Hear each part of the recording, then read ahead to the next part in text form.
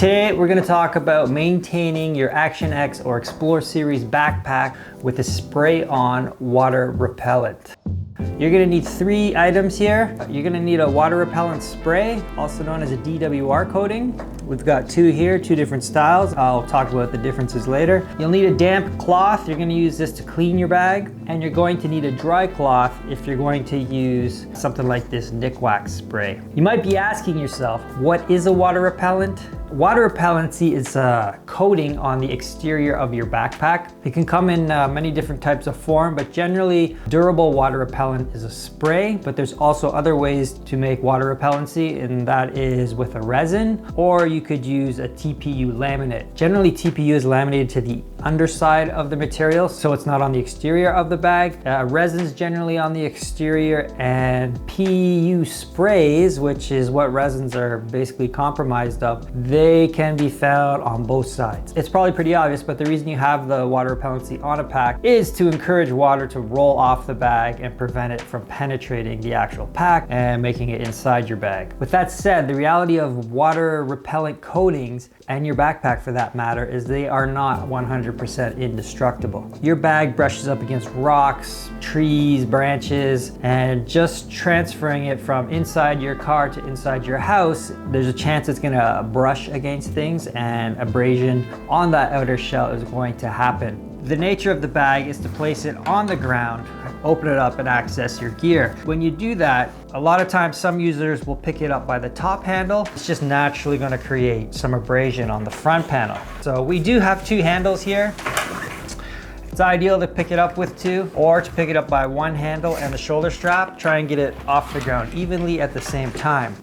We use a formula called form carbonate. Our particular one is made up of 6 different polyurethanes. Each one has its own properties that give it a certain characteristic. Once they're all mixed together, it ends up becoming a super formula of sorts. Form carbonate's particular strengths are abrasion and durability. So a long-lasting coating on the exterior of your pack is going to help improve its life, durability, and its water resistance. Now remember that frequent use will eventually wear down your backpack. Just like any tool that you rely on and you want to last for a long time, you need to perform maintenance on that product. So if you think you're at a point now where your pack needs a little bit of maintenance, I'm going to show you how you can quickly increase your backpack's water resistance.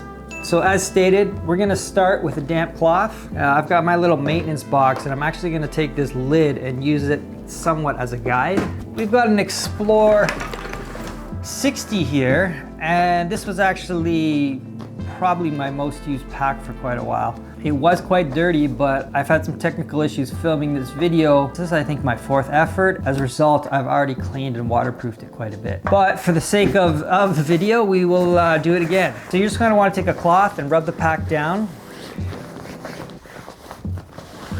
One thing to note, you can use a mild detergent if you have some really dirty areas that you're trying to get clean, but I suggest just using water. The more powerful your detergent is, the more it's gonna wear away at the coating you're actually trying to maintain. So once the shell is dry, take a water repellent, and this one is Nikwax. This particular model is Tent and Gear Solar Proof. So this one is a DWR and also has a UV protector in it. So I'm gonna use this lid mostly just as a guide, because you'll see right here is my zipper, and I wanna avoid getting this into the zipper. Now these ones are PU zippers and they're quite protected, so it's not a big worry here, but for the sake of this demonstration, I'm gonna show you anyhow. I'll just put this here so it's blocking the zipper.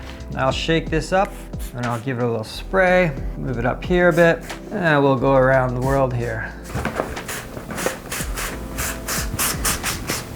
Now you see that it's kind of a white, kind of looks like watery milk. So be careful because it will run off if you spray too close to the edge. But now I'm gonna take that dry towel and I'm just gonna wipe it into the shell, just like this. Just kind of work it in. Try and get in all the wrinkly spots. So while that dries, I'm just going to show you another option. Instant Water Repellent by Gear Aid. I actually prefer this one because it's much simpler to use. Unfortunately, I've run out of it, so I can't really demonstrate it now, but when this one's sprayed on, it sprays evenly, so you don't actually need a rag to spread it around. The dry time between the instant water repellent and the Nikwax, I think it's actually the same. I've done the side-by-side comparisons. I think the Nikwax might even be a little faster when it dries. Anyhow, this one's great because it's just so easy to use. So for example, if you're heading out and there's a good chance of rain on the way, don't be afraid to give your bag a quick coating with this. It's gonna add that extra layer to keep the water rolling off. It might not last as long, but for the price of a can of this, I think it's about 15 US, maybe a little less. It's a great thing to have in your gearbox.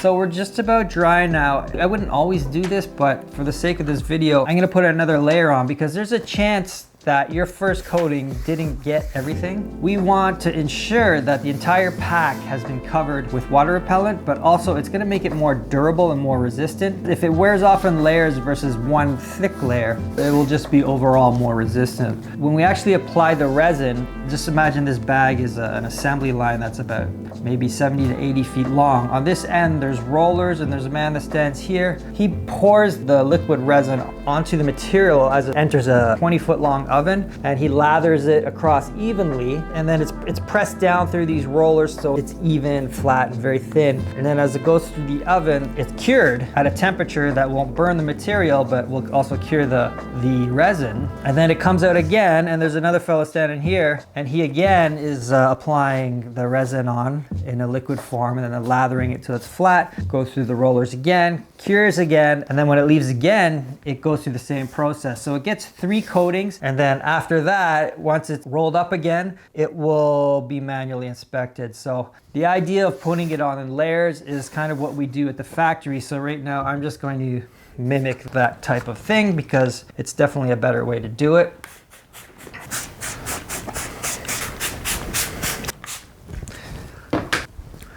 Once again, just spread it all over, and there you go.